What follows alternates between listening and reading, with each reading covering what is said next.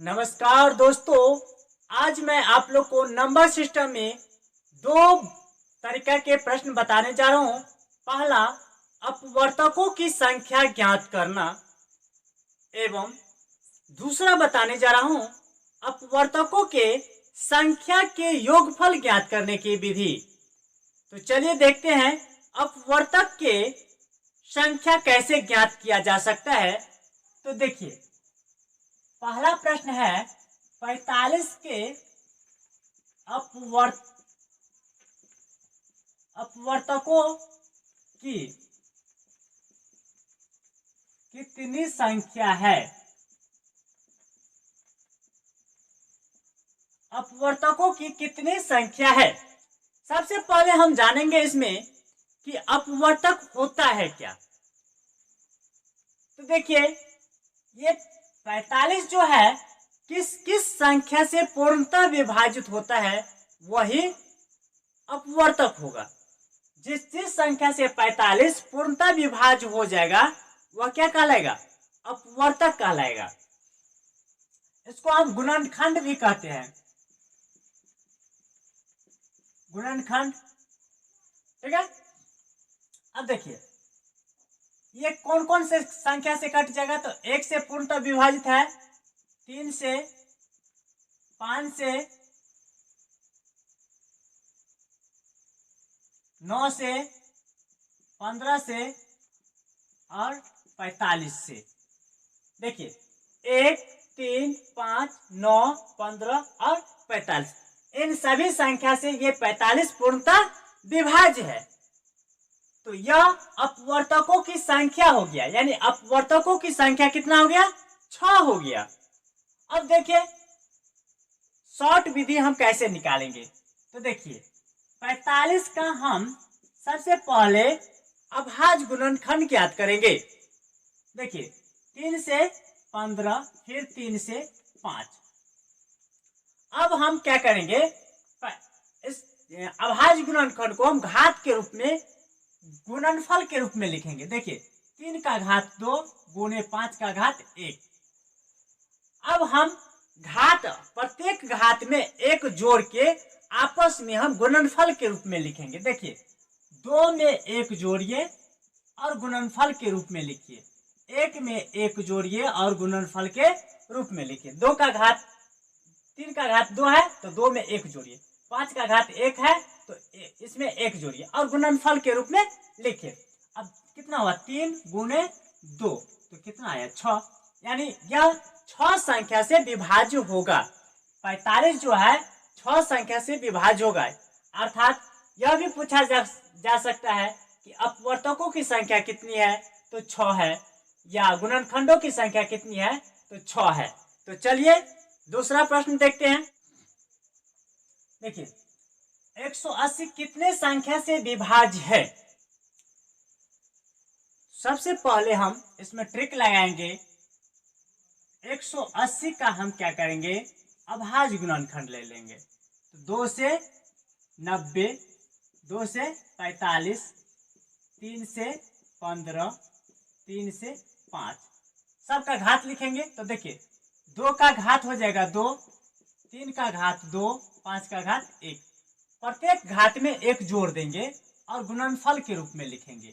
तो देखिए 2 में 1 तो 3, 2 में 1 जोड़े तो 3 और 1 में 1 जोड़े तो 2।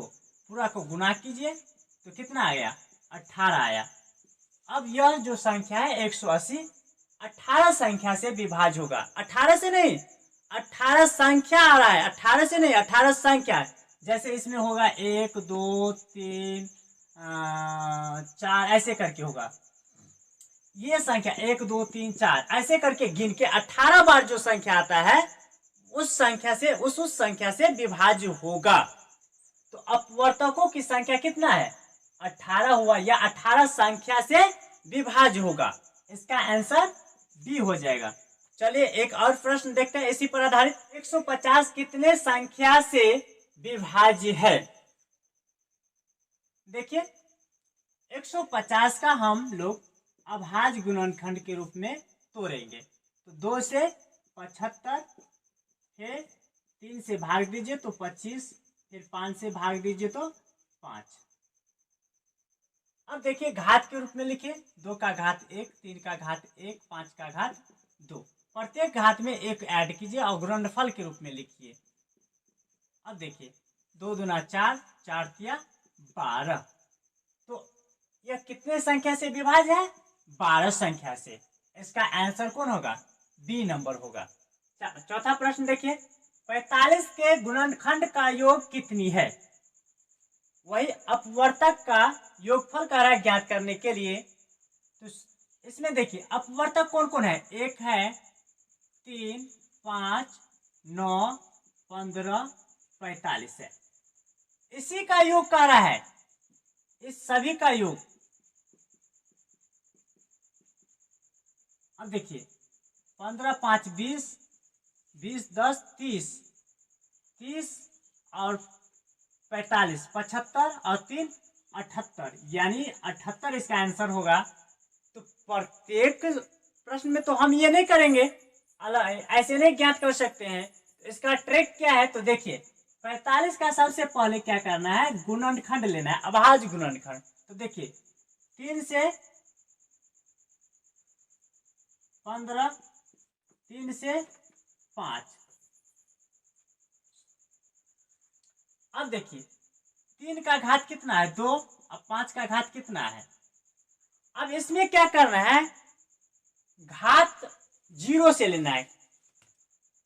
ये 3 का जो घात है 0 से जहां तक हो वहां तक लेना है। जैसे यहां पर देखिए 3 का घात 0 जोड़ 3 का घात 1 जोड़ 3 का घात 2, आपस में गुणा के रूप में लिखना है। यहाँ पर भी 5 का घात 0 जोड़ 5 का घात 1, आपस में गुणा के रूप में लिखना है। अब देखिए इसका तो 1 हो जाएगा। किसी भी संख्या के पावर अगर 0 हो तो उसका मान 1 होता है। क्या होता है? 1 होता है। किसी भी संख्या के पावर 0 हो तो उसका मान 1 होता है। तो यह तो 1 हो जाएगा, और 3 का घात 1 तो 3, और 3 का घात 2 है तो 9 हो जाएगा। अब देखिए गुणा के रूप में 1 + 5। अब देखिए 9 1 10, 10 3 13 गुणे 6, तो 13 छक्के 78 हो गया इसका आंसर। तो इसका कौन होगा? ए नंबर होगा। चलिए एक और प्रश्न देखते हैं। देखिए 150 के गुणनखंड का योग कितनी है?